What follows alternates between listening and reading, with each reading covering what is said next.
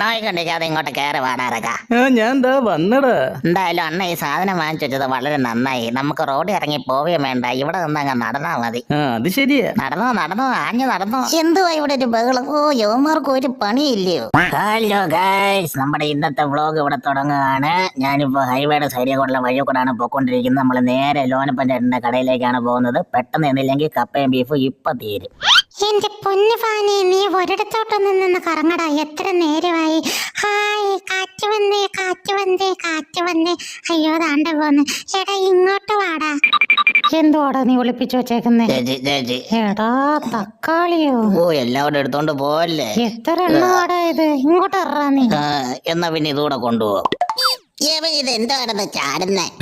എന്താണ് നിനക്ക് മുയലിനെ പോലെ ചാടാവോ? പിന്നെന്താ, ഇപ്പൊ നോക്കിയ കണ്ട ഇനി പറഞ്ഞ